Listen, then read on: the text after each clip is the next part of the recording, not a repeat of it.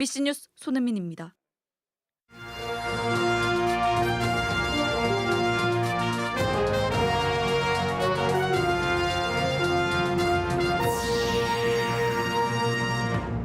코로나19로 잃었던 새학기에 들뜬 대학가 풍경이 제 모습을 되찾았습니다. 유명무실했던 입학식도 4년 만에 다시 시작됐습니다. 청주시가 준공영제 도입 2년 만에 시내버스 노선을 새로 그렸습니다. T자형 중복 노선을 통폐합하고 간선과 지선 체계를 도입합니다. 외도관계에서 태어났다가 출생 과정에서 친모를 잃고 홀로 남게 된 아이가 있습니다. 보호시설에서 100일을 맞게 됐습니다. 신생 프로팀인 충북 청주FC가 다음 달 K리그2 데뷔 무대를 받습니다. 존재 각인을 위한 열정이 뜨겁습니다. 네, 시청자 여러분 안녕하십니까? 계속해서 MBC 뉴스데스크 충북입니다. 길었던 코로나19 이후 이제 지역 대학교에서도 입학식이 속속 대면으로 재개되고 있습니다. 마스크를 벗고 새 출발에 나선 신입생들과 함께 일명 코로나 학번이라고 불리었던 선배들도 후배들을 직접 맞이하면서 모처럼 캠퍼스 곳곳은 활기를 되찾았습니다. 이채연 기자가 전해드립니다. 조용했던 캠퍼스 안이 모처럼 떠들썩합니다. 학교 곳곳에 신입생 환영 플래카드가 내걸렸습니다. 체육관에는 학생과 가족들로 3,000명 가까이 가득 찼습니다. 2019년을 마지막으로 코로나19 사태 4년 만에 열린 대면 입학식입니다. 고교 시절 늘 코로나와 함께였던 신입생들의 표정엔 설렘과 긴장이 공존합니다. 아침 일찍 일어났는데 여기 학교 오니까 피곤이 싹 사라지는 기분이에요. 수강 신청이 너무 떨려가지고 옆에 친구랑 계속 대화하면서 긴장하면서 했던 것 같아요. 캠퍼스 투어와 인기 가수 공연 등 다채로운 행사로 캠퍼스 곳곳이 들떴습니다. 다른 과들하고도 많은 소통을 좀 하고 지내고 싶어요. 동아리랑 학생회 같은 거 관심 많아가지고 지금 지원하려고 기다리고 있어요. 4년 내내 입을 유니폼을 맞춰보며 대학생이 된 걸 실감했습니다.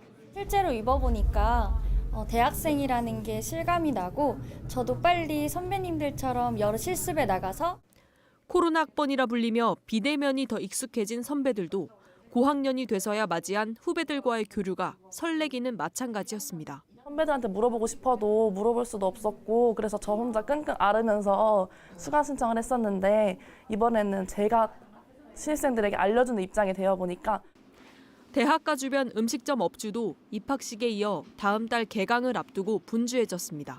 주말까지는 예약이 좀 많이 잡혀 있는 상태예요. 신입생들 모임 위주로.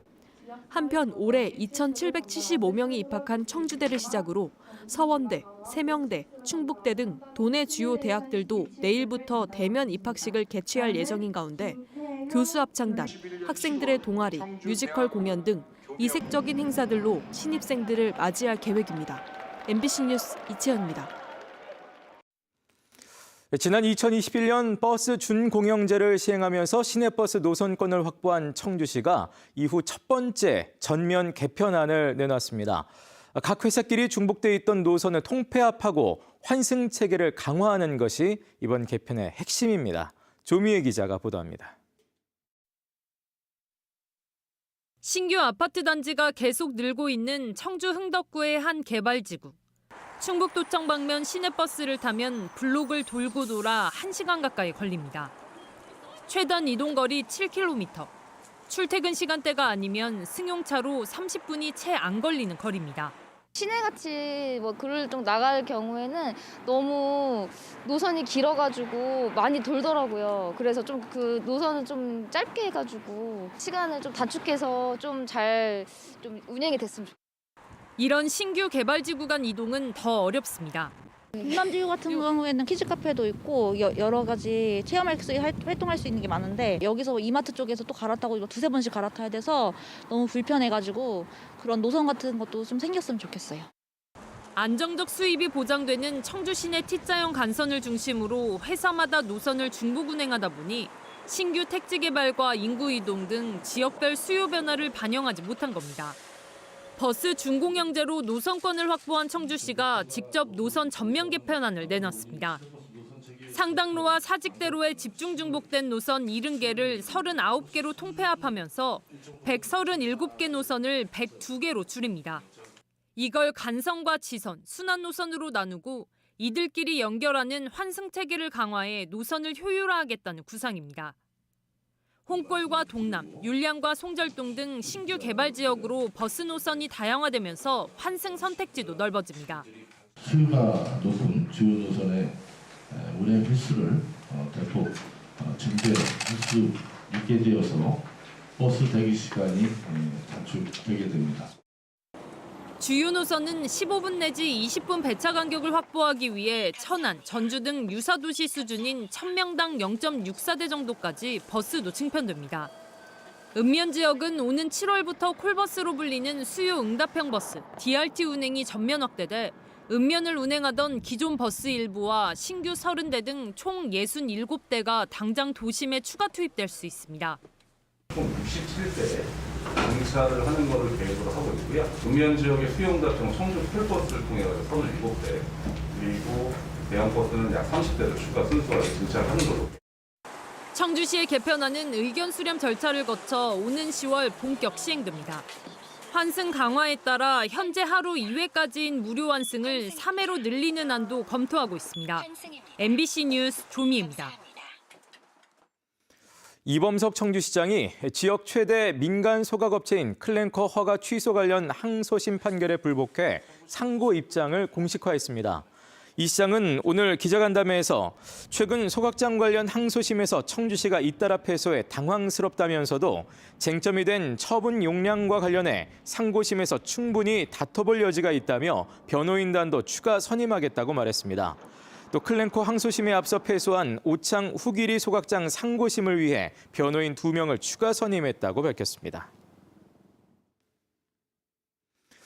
청주병원에 대한 강제 집행 절차가 다음 달 중에 이뤄질 것으로 보입니다. 청주시는 어제 기준으로 강제 집행 3차 개고 시한이 만료됨에 따라 법원과의 일정 협의를 거쳐 다음 달부터 단계적으로 강제 집행에 나설 계획이라고 밝혔습니다. 청주시는 또 내일 생존권 보장을 촉구하며 강제 집행에 반대하고 있는 청주병원 직원들과도 만나 협의를 진행할 계획입니다. 이런 가운데 충청북도는 청주병원이 건물과 부지가 없어 의료법인 허가 기준을 갖추지 못하고 있다며 법인 허가 취소 검토를 위해 다음 달 7일까지 관련 서류를 요구했습니다. 이혼 소송을 하며 별거 중이던 아내가 다른 남성의 아이를 낳다 숨지면서 법적 친부가 된 남편의 이야기, 지역에서 큰 이슈였죠. 남편은 아기를 가족관계 등록부에 올리지 않는 소송을 제기하기로 했는데요. 자, 그렇다면 현재 임시 보호 중인 그 아기는 앞으로 어떻게 되는 걸까요? 김은초 기자가 보도합니다. 지난해 말 청주의 한 산부인과에서 태어난 태명 딱풀이. 기본 석 달까지 머물 수 있는 임시 보호시설에 2달 동안 머물고 있습니다. 출생 신고조차 되지 않아 당장 갈 곳도 받아줄 곳도 없습니다. 외도로 가출한 40대 친모가 내연남 사이에서 생긴 이 아기를 낳다 숨지자 당장 보호자가 없는 겁니다. 아기의 진짜 아빠는 친모가 죽자 아기를 외면했고 숨진 친모와 법적 혼인관계에 있던 남성은 친자도 아닌 아기를 거둘 리 없었습니다. 졸지에 법적 친부가 된 남성은 자신의 자녀로 출생 신고하는 것에 동의하지 않습니다. 아기를 방임했다며 억울한 고발까지 당한 상태입니다. 잠을 못 자고 무슨 생각하지 않으면 이게 내가 뭘 죄를 졌나? 그래서 솔직히 억장이 무너지죠. 왜냐면은 제 시도 아닌데. 결국 남성은 통상 석 달에서 반년 넘게도 걸린다는 소송을 진행하기로 했습니다. 지자체도 판결까지 직권 출생 등록을 미루기로 했습니다. 석 달 임시 보호시설이지만 특별한 사정에 이 아기는 예외입니다. 법률 지원에 대한 연계가 가장 우선적으로 이루어졌다라고 보고요. 소 진행 상황을 좀 지켜본 후에 추진하는 것으로 알고 있습니다. 청주시는 출생 신고를 마치는 대로 아기를 위탁 가정이나 양육시설로 옮겨 보호할 예정입니다. 아기 이름도 청주시가 지어주기로 했습니다. 태명이 딱풀이라고 돼 있더라고요. 저도 마음이 좋지가 않죠. 애한테는 잘못이 없고 어른들의 잘못인데. 생물학적 아버지로 추정되는 내연남은 경찰 조사에도 응하지 않고 있지만 범죄 혐의점이 없어 조사를 강제할 수도 없습니다. MBC 뉴스 김우초입니다. 프로축구 시즌 개막이 9일 앞으로 다가왔습니다. 올 시즌 눈길이 가는 이유는 충북을 연고로 한 충북 청주FC가 처음으로 K리그2에 참가하기 때문이죠. 어떤 색깔의 축구를 보여줄지 도민들의 관심이 큽니다. 충북 청주FC도 보다 완성된 팀을 만들기 위해 두 차례 전지훈련을 마무리했습니다. 경남 남해에서 이승준 기자입니다. 아직 매서운 바닷바람이 여전한 남해 공설운동장. 지난달 창단 이후 바로 태국 방콕으로 전지훈련을 떠난 충북 청주FC는 돌아오자마자 경남 남해에 다시 캠프를 차렸습니다. 1차 태국 전지 훈련을 통해서 그 전술 체력적인 부분을 준비를 했고요. 2차 남해에 와서는 체력적인 부분하고 경기 운영 능력에 대해서 준비를 하고 있는 상황이고요. 국내외 전지 훈련과 연습 경기를 통해 전력도 70-80% 정도 끌어올렸다는 평가입니다. 남은 기간 완성도를 높여 충북 청주FC만의 팀 컬러를 준비하게 됩니다. 신생팀이다 보니까 일단 기죽지 말고 뭐 저희가 준비한 대로 뭐 저희끼리 맞춘 대로 잘 보여주자, 저희 거 하자 이런 식으로 잘 준비하고 있는 것 같아요. 32명 선수의 전 소속팀은 20개가 넘습니다. 이들을 원팀으로 묶는 조직력과 소속감이 신생팀의 관건입니다. 나이 차이도 많이 나고 또 아주 좀 경험도 많이 얻고 하지만 원팀으로 만들기 위해서 태국 방콕에서도 정말 분위기 좋게 정말 좋은 분위기 속에서 잘 만들어서 왔고요. 프로 출전이 간절했던 선수들이었던 만큼 그들이 보여줄 새로운 축구에 대한 자신감도 생겼습니다. 재밌을 것 같아요. 빠르고 즐거울 것 같고 팬들이 정말 재밌게 즐기시지 않을까 생각하고 있습니다. 홈 경기만큼은 팬들에게 지지 않고 포기하지 않고 즐기고 재미있게 좋은 놀이터가 될 수 있도록 최선을 다하도록 노력해 보려고 합니다. 신생팀이지만 호락호락하지 않은 상대로 자리매김하고 K2의 돌풍을 다짐했습니다.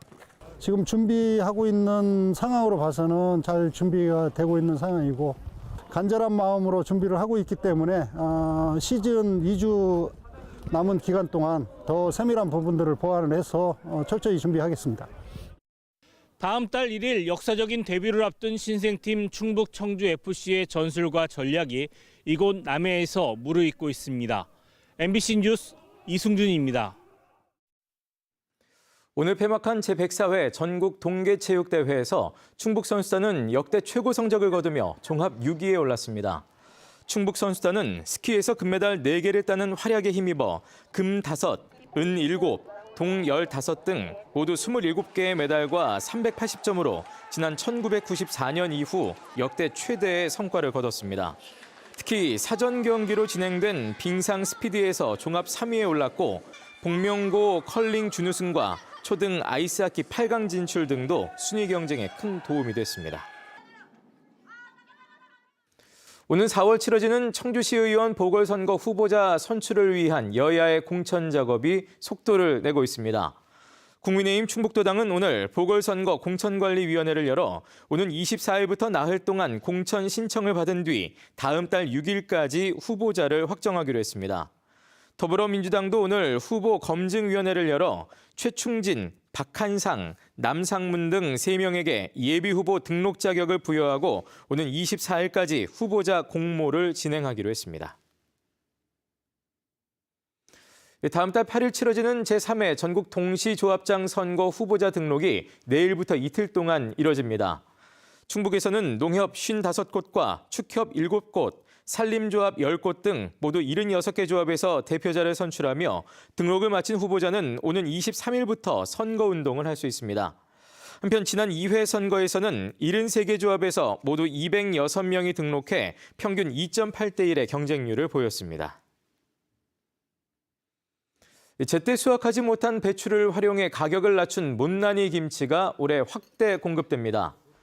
충청북도는 오늘 김영한 지사가 참석한 가운데 못난이 김치 사업에 참여를 원하는 11개 업체를 대상으로 시식회를 열었습니다. 지난해에는 2개 업체가 공급했는데 충청북도는 올해는 6개 업체를 최종 선정해 매달 100톤씩 생산해 판매할 계획입니다. 한편 충청북도는 못난이 브랜드를 사과로 확대해 껍질에 상처가 난 못난이 사과 2.5톤을 오는 24일 농협유통 청주점에서 판매할 예정입니다. 지난해 충북도민들이 신청한 소비자 피해 상담 가운데 최다 품목은 유사투자자문인 것으로 나타났습니다. 1372 소비자 상담센터에 접수된 11,967건의 민원 가운데 유사투자자문과 의류 섬유, 헬스장, 이동전화 서비스, 또 정수기 대여 순으로 5개 품목이 상위권을 차지했습니다. 연령별로는 20대에서는 헬스장이, 30대는 의류 섬유 분야가, 또 40대 이상 60대 이하에서는 유사투자자문 상담이 가장 많았습니다. 네, 뉴스를 마칩니다. 고맙습니다. 월요일 밤 스포츠